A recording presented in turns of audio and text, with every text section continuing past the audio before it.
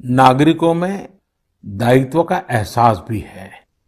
लोग अपना ध्यान रखते हुए, दूसरों का ध्यान रखते हुए अपने रोजमर्रा के काम भी कर रहे हैं। देश में हो रहे हर आयोजन में जिस तरह का संयम और सादगी इस बार देखी जा रही है, वो अभूतपूर्व है। गणेशोत्सव भी कहीं ऑनलाइन मनाया जा रहा है, तो ज्यादातर जगहों पर इस बार इको फ्रेंडली गणेश जी की प्रतिमा स्थापित की गई है। साथियों, हम बहुत बारीकी से अगर देखेंगे तो एक बात अवश्य हमारे ध्यान में आएगी।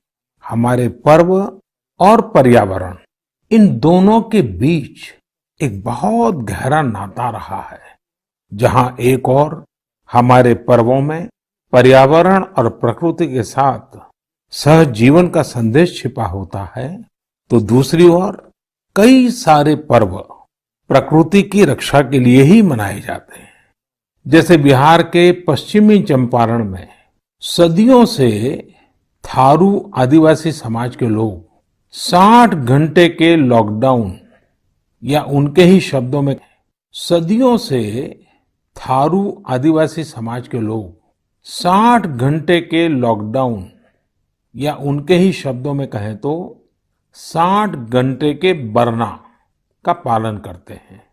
प्रकृति की रक्षा के लिए बरना को थारू समाज ने अपनी परंपरा का हिस्सा बना लिया है और सदियों से बनाया है। इस दौरान न कोई गांव में आता है, न ही कोई अपने घरों से बाहर निकलता है। और लोग मानते हैं कि अगर वो बाहर निकले या कोई बाहर से आया, तो उनके आने जाने से लोगों की रोजमर्रा की गतिविधियों से नए पेड़ पौधों को नुकसान हो सकता है। बरना की शुरुआत में भव्य तरीके से हमारे आदिवासी भाई बहन पूजा पाठ करते हैं और उसकी समाप्ति पर आदिवासी परंपरा के गीत, संगीत, नृत्य जम करके उसके कार्यक्रम भी होते हैं। साथियों, इन दिनों ओणम का पर्व भी धूमधाम से मनाया जा रहा है। ये पर्व चिनगम महीने में आता है। इस दौरान लोग कुछ नया खरीदते हैं, अपने घरों को सजाते हैं, पुक्कलम बनाते हैं, ओणम सादिया का आनंद लेते हैं। तरह तरह के खेल और प्रतियोगिताएं भी होती हैं। ओणम की धूम तो आज दूर सुदूर विदेशों तक पहुंची हुई है। अमेरिका हो, यूरोप हो या खाड़ी देश हो, ओणम का उल्लास आपको हर कहीं मिल जाएगा। ओणम एक इंटरनेशनल फेस्टिवल बनता जा रहा है। साथियों, ओणम हमारी कृषि से जुड़ा हुआ पर्व है। ये हमारी ग्रामीण अर्थव्यवस्था के लिए भी एक नई शुरुआत का समय होता है। किसानों की शक्ति से ही तो हमारा जीवन, हमारा समाज चलता है। हमारे पर्व किसानों के परिश्रम से ही रंग बिरंगे बनते हैं।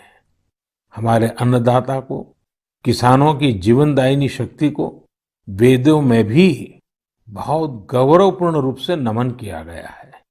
ऋग्वेद में मंत्र है, अन्नानाम पतये नमः, अन्नानाम पतये नमः, क्षेत्राणाम पतये नमः।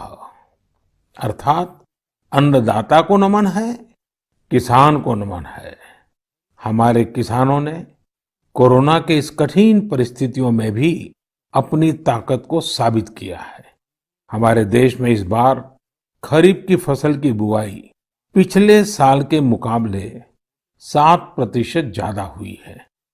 धान की रुपाई इस बार लगभग 10%, दालें लगभग 5%, मोटे अनाज, कोर्स सीरियल्स लगभग 3%, ऑयल सीड्स लगभग 13%, कपास लगभग 3% ज्यादा बोई गई है।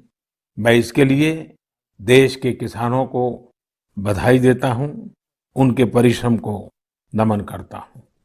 मेरे प्यारे देशवासियों, कोरोना के इस कालखंड में देश कई मोर्चों पर एक साथ लड़ रहा है, लेकिन इसके साथ साथ कई बार मन में ये भी सवाल आता रहा कि इतने लंबे समय तक घरों में रहने के कारण मेरे छोटे छोटे बाल मित्रों का समय कैसे बीतता होगा।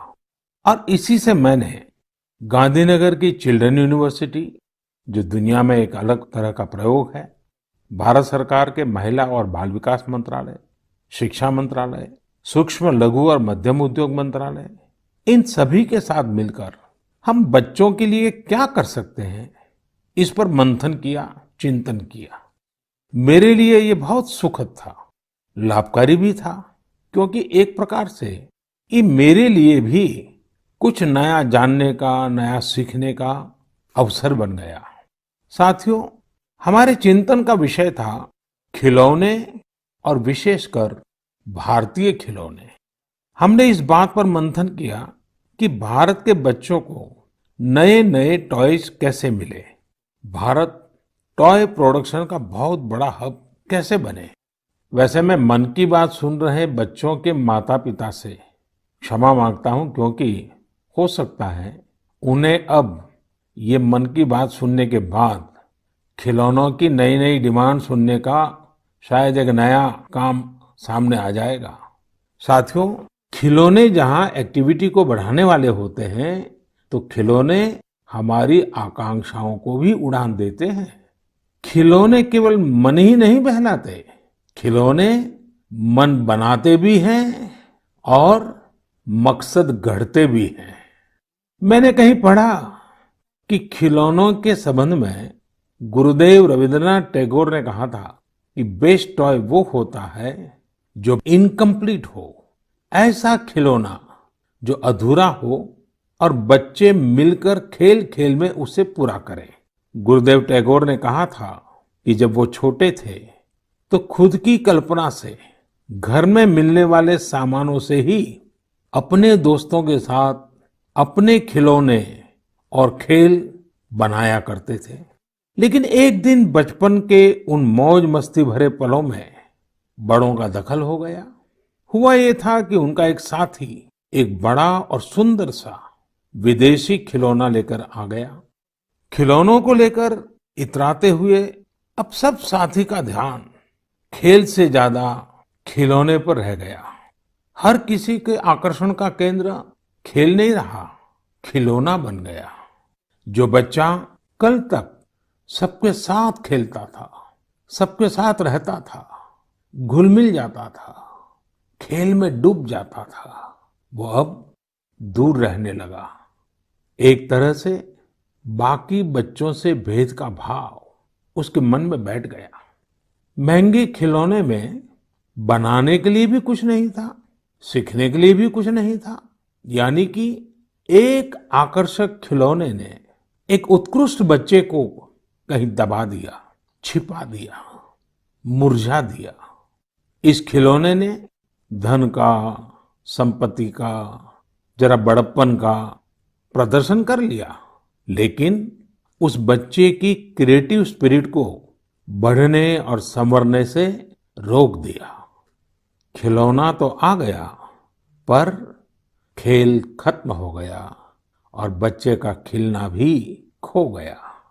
इसलिए गुरुदेव कहते थे कि खिलौने ऐसे होने चाहिए जो बच्चे के बचपन को बाहर लाएं, उसकी क्रिएटिविटी को सामने लाएं। बच्चों के जीवन के अलग अलग पहलू पर खिलौनों का जो प्रभाव है, इस पर राष्ट्रीय शिक्षा नीति में भी बहुत ध्यान दिया गया है। खेल खेल में सीखना, खिलौने बनाना सीखना, खिलौने जहां बनते हैं वहां की विजिट करना, इन सबको करिकुलम का हिस्सा बनाया गया है। साथियों, हमारे देश में लोकल खिलौनों की बहुत समृद्ध परंपरा रही है। कई प्रतिभाशाली और कुशल कारीगर हैं जो अच्छे खिलौने बनाने में महारत रखते हैं। भारत के कुछ क्षेत्र टॉय क्लस्टर्स यानी खिलौने के केंद्र के रूप में भी विकसित हो रहे हैं।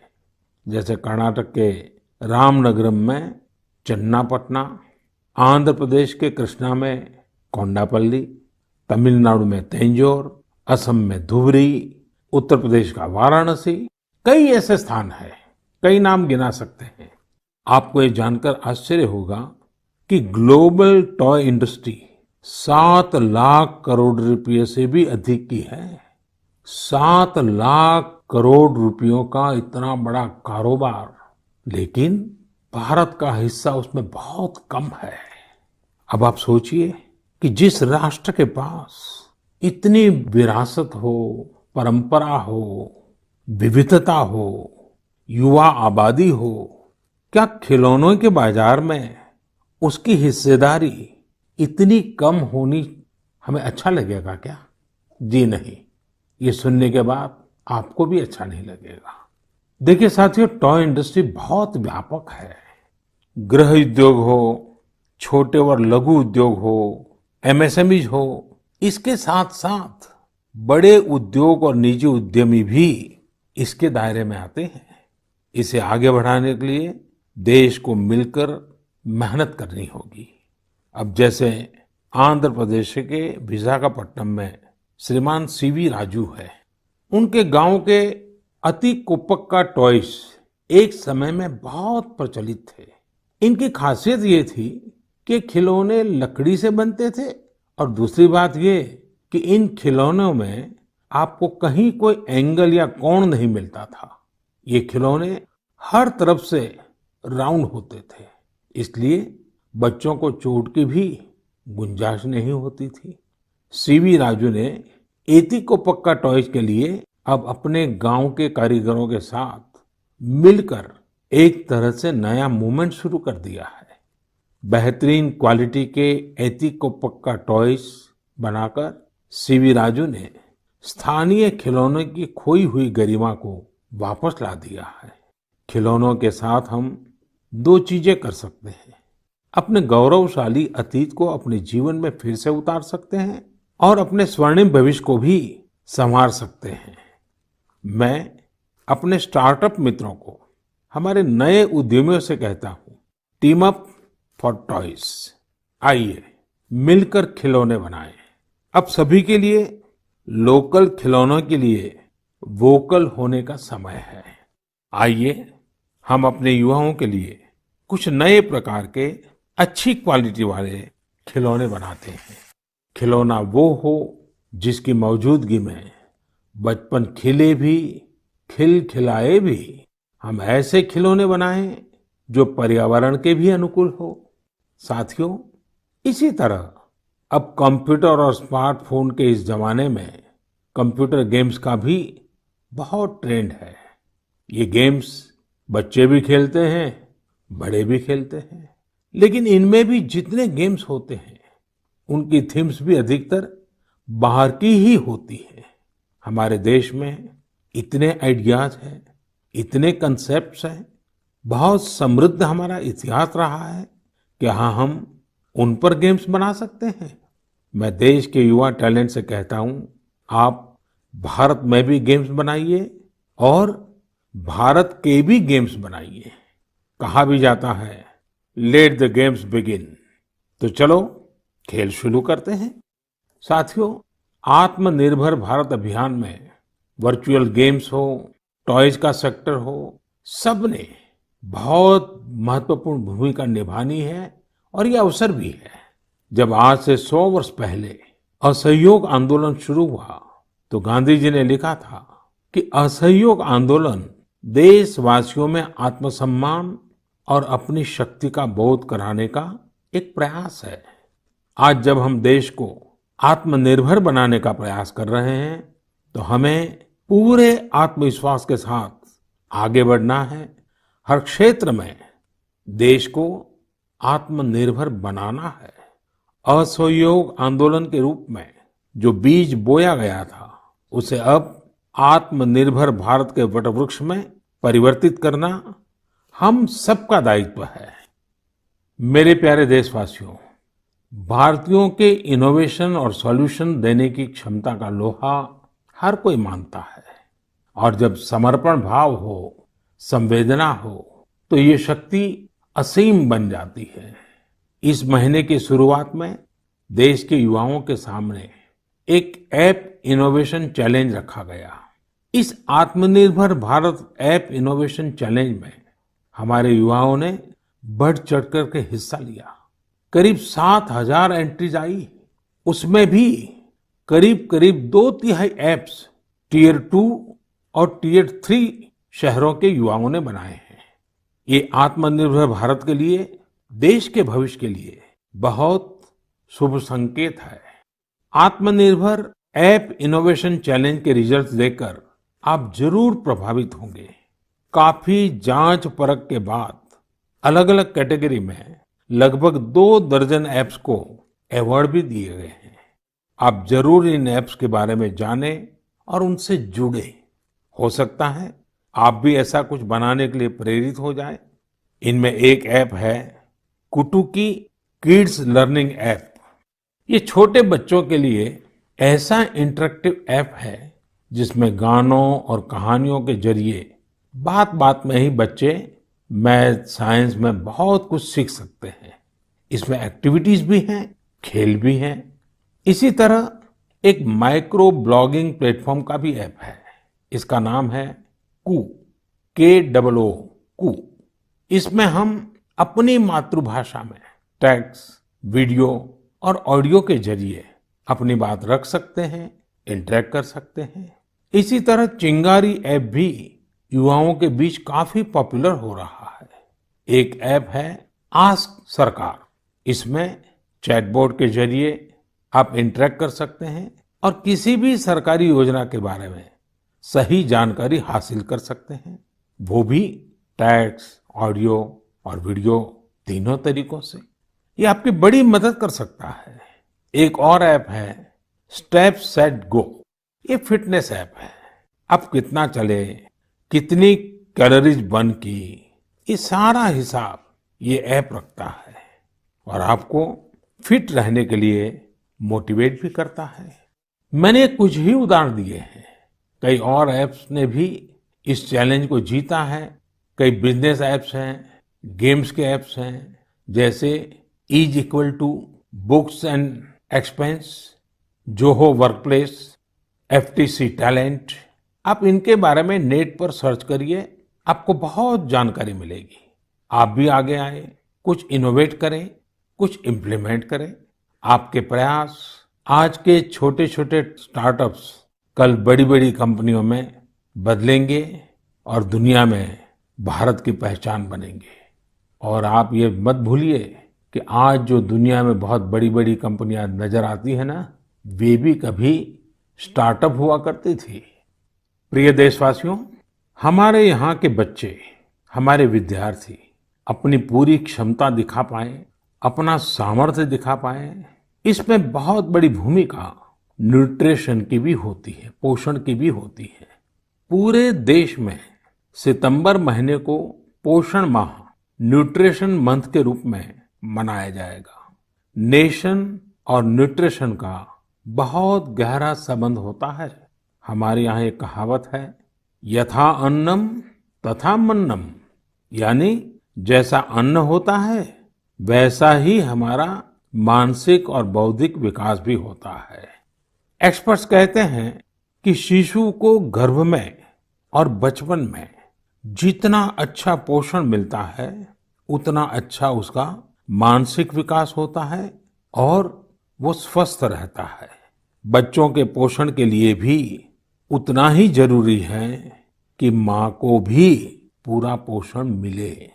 और पोषण या न्यूट्रिशन का मतलब केवल इतना ही नहीं होता कि आप क्या खा रहे हैं, कितना खा रहे हैं, कितनी बार खा रहे हैं।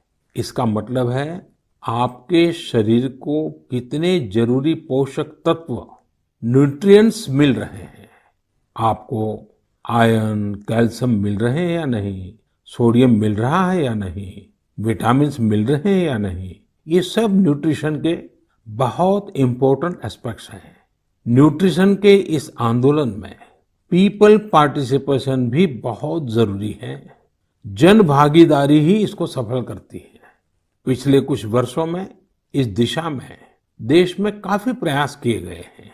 खासकर हमारे गांवों में इसे जन भागीदारी से जन आंदोलन बनाया जा रहा है। पोषण सप्ताह हो, पोषण माह हो, इनके माध्यम से ज्यादा जागरूकता पैदा की जा रही है। स्कूलों को जोड़ा गया है, बच्चों के लिए प्रतियोगिताएं हो, उनमें अवेयरनेस बढ़े, इसके लिए भी लगातार प्रयास जारी हैं। जैसे क्लास में एक क्लास मॉनिटर होता है, उसी तरह न्यूट्रिशन मॉनिटर भी हो, रिपोर्ट कार्ड की तरह न्यूट्रिशन कार्ड भी बने, इस तरह की भी शुरुआत की जा रही है। पोषण माह न्यूट्रिशन मंथ के दौरान माय गॉव पोर्टल पर एक फूड एंड न्यूट्रिशन क्विज भी आयोजित की जाएगी और साथ ही एक मीम कंपटीशन भी होगा। आप खुद पार्टिसिपेट करें और दूसरों को भी मोटिवेट करें। साथियों, अगर आपको गुजरात में सरदार वल्लभ भाई पटेल के स्टैच्यू ऑफ यूनिटी जाने का अवसर मिला होगा और कोविड के बाद जब वो खुलेगा और आपको जाने का अवसर मिलेगा, तो वहाँ एक यूनिक प्रकार का न्यूट्रिशन पार्क बनाया गया है। खेल खेल में ही न्यूट्रिशन की शिक्षा आनंद प्रमोद के साथ वहाँ जरूर देख सकते हैं। साथियों, भारत एक विशाल देश है। खान पान में ढेर सारी विविधता है। हमारे देश में 6 अलग अलग ऋतुएं होती हैं।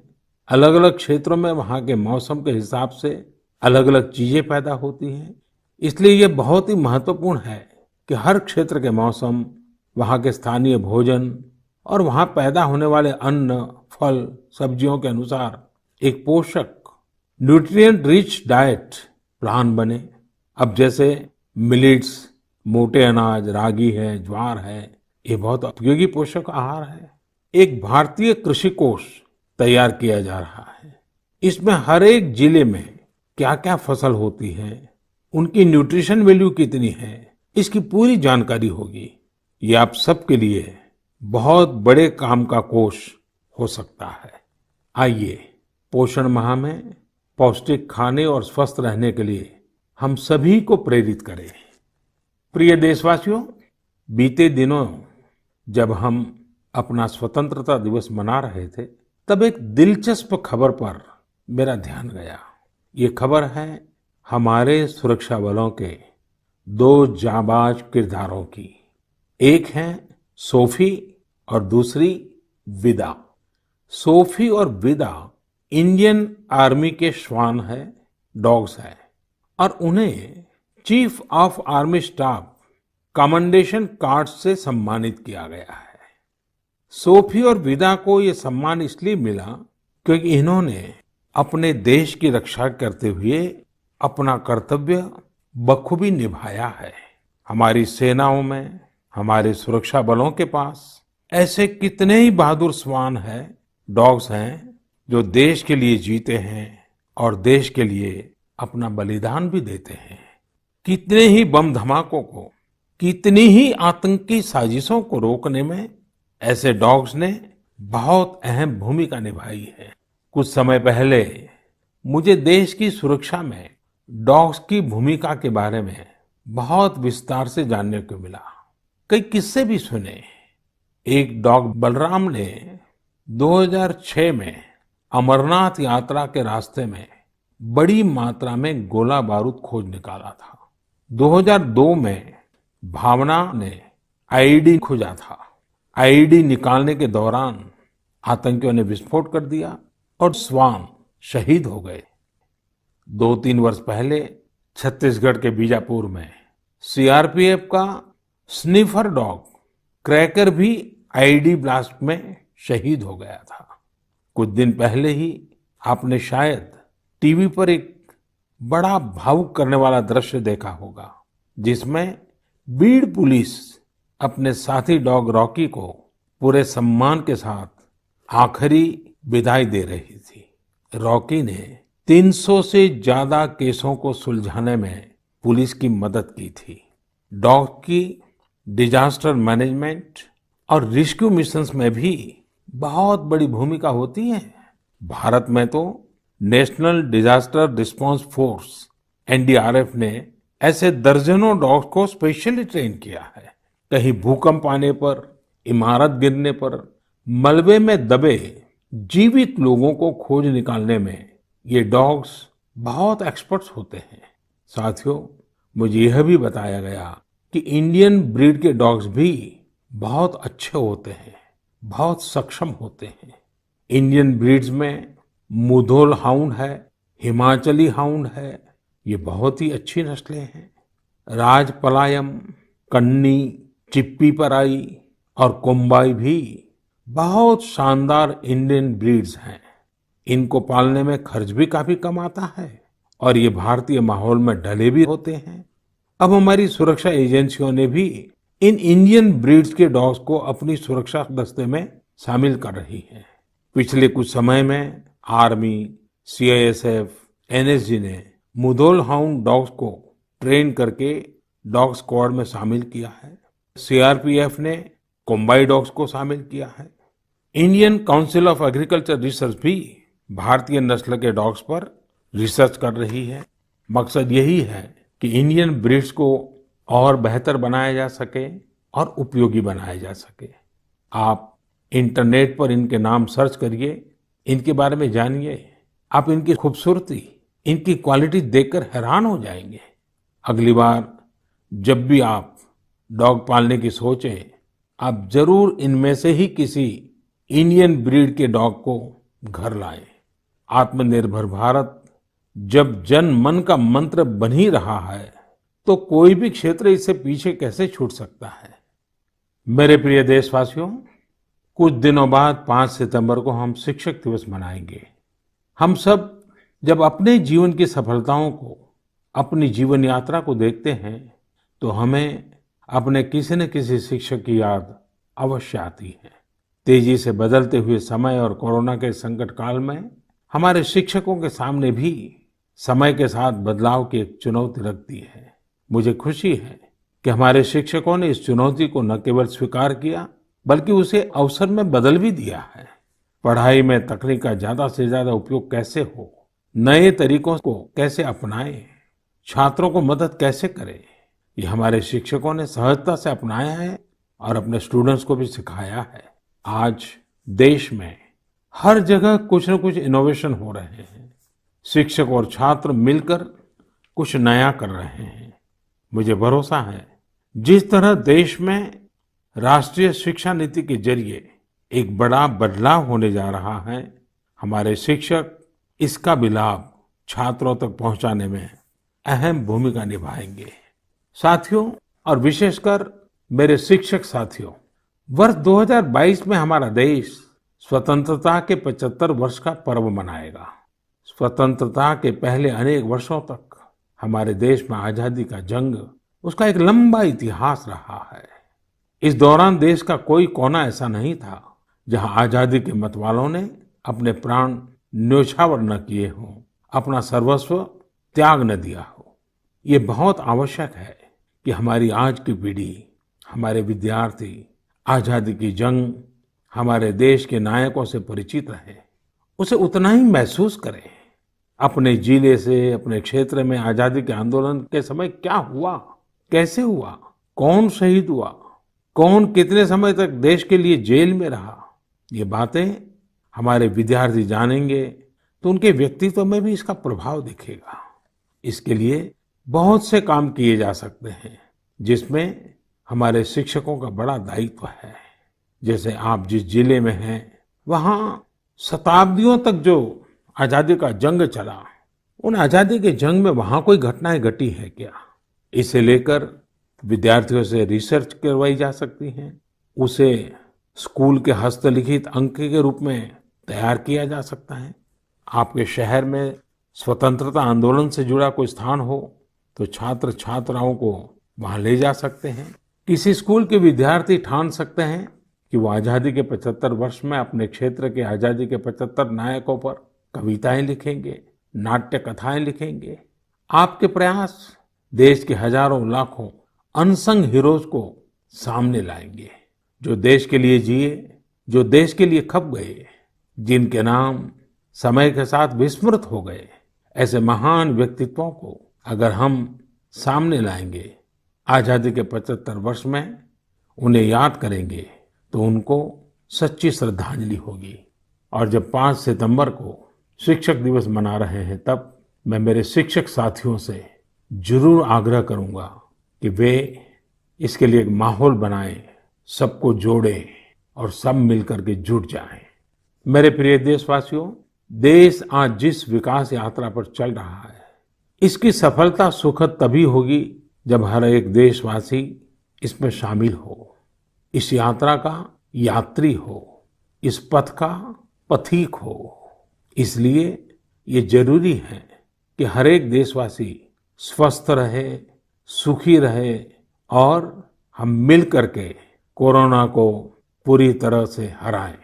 कोरोना तभी हारेगा जब आप सुरक्षित रहेंगे, जब आप 2 गज की दूरी, मास्क जरूरी, इस संकल्प का पूरी तरह से पालन करेंगे। आप सब स्वस्थ रहिए, सुखी रहिए। इन्हीं शुभकामनाओं के साथ अगली मन की बात में फिर मिलेंगे।